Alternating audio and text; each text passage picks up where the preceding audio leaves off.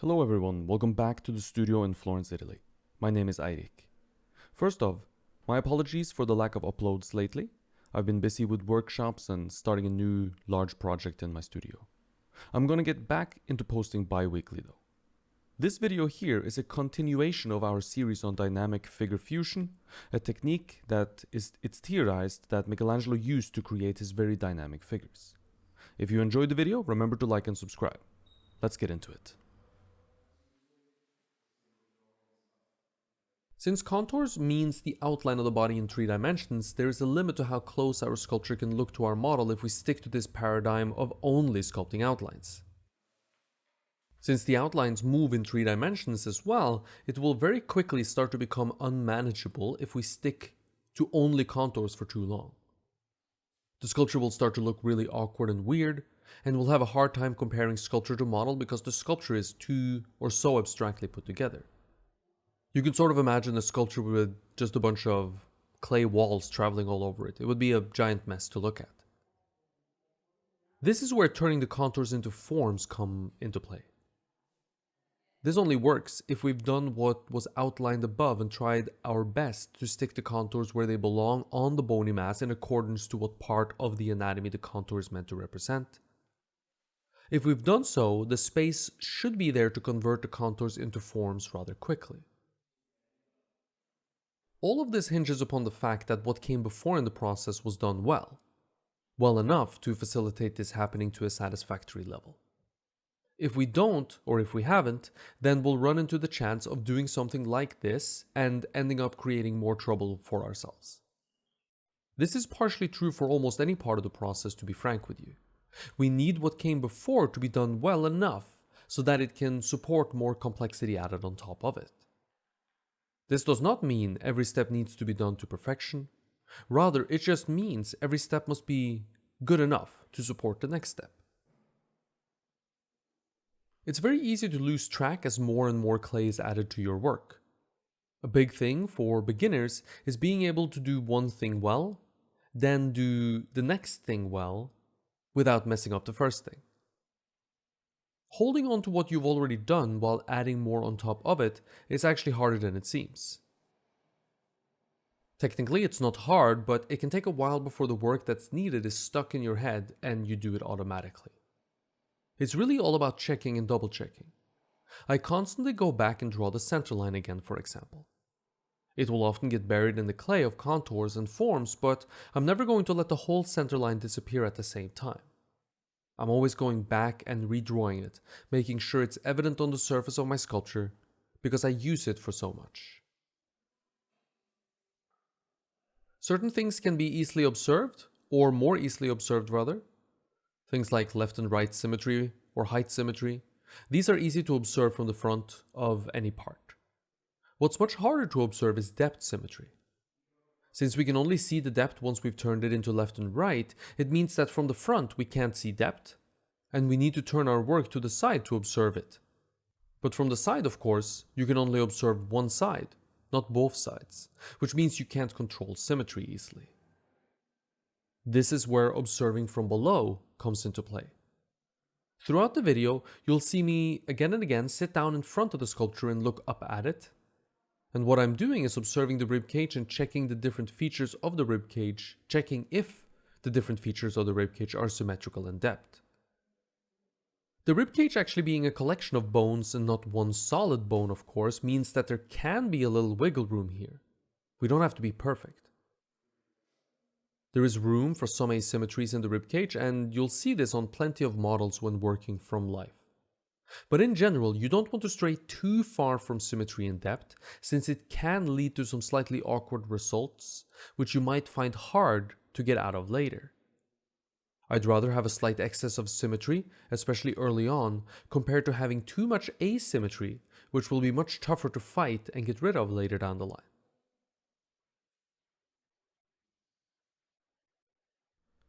If you enjoyed the video so far and you're one of the 60% or so watching this that's not subscribed to the channel, do yourself a favor, and me a favor, by hitting that subscribe button.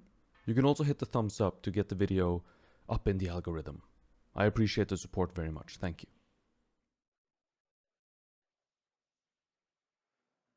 You'll see that I've left the breast and the pectoral region on the right side behind compared to the left.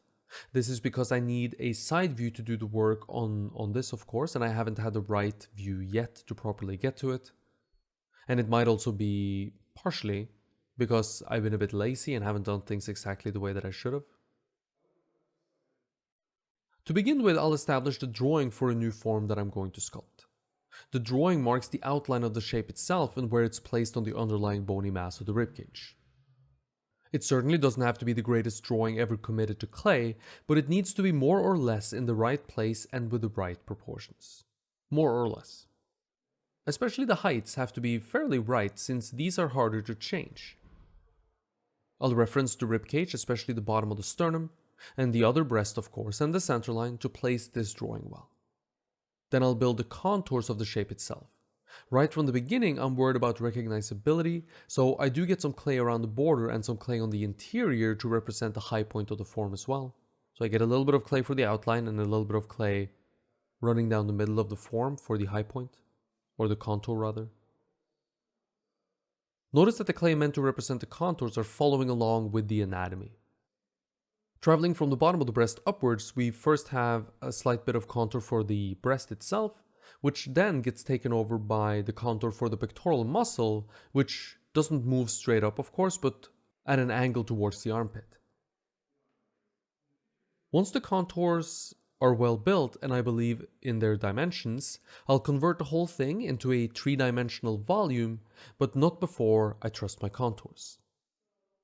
Contours are the high points of the forms, and unless they're placed well and built well, I won't know where the form ends. Therefore, there's no reason to turn the contour into 3-dimensional form until I believe it's in the right place, because then I'll simply be turning things in a way that's inaccurate.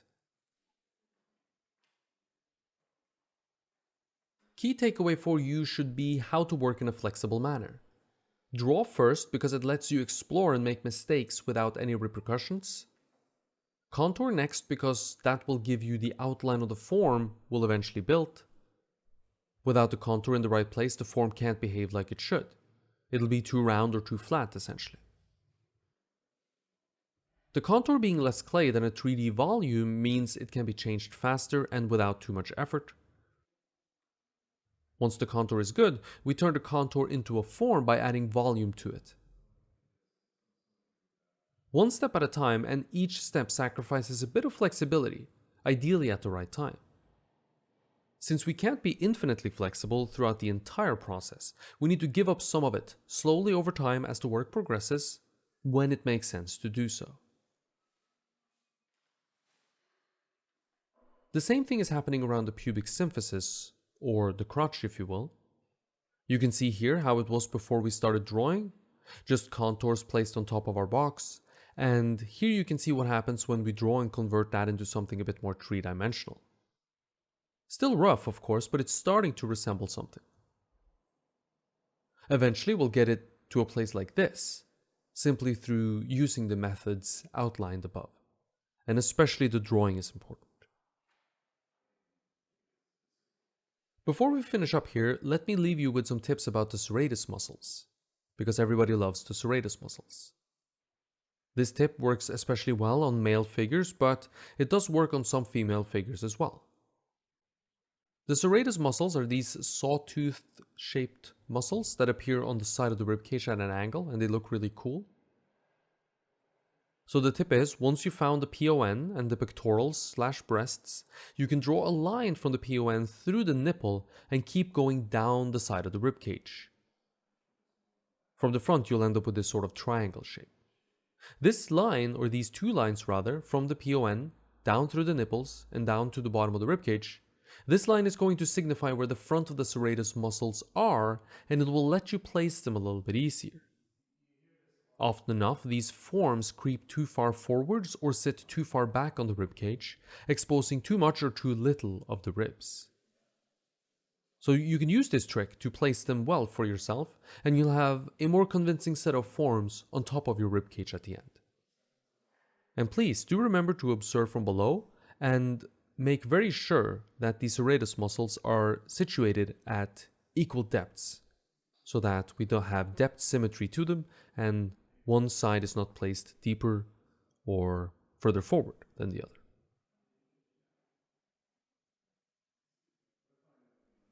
Thank you for watching until the end. If you enjoyed the video, remember to like and subscribe. And if you want to learn more, check out my Patreon page, where you can get instant access to over 50 hours of in-depth videos on sculpture, mold making, and casting. Until next time, stay creative.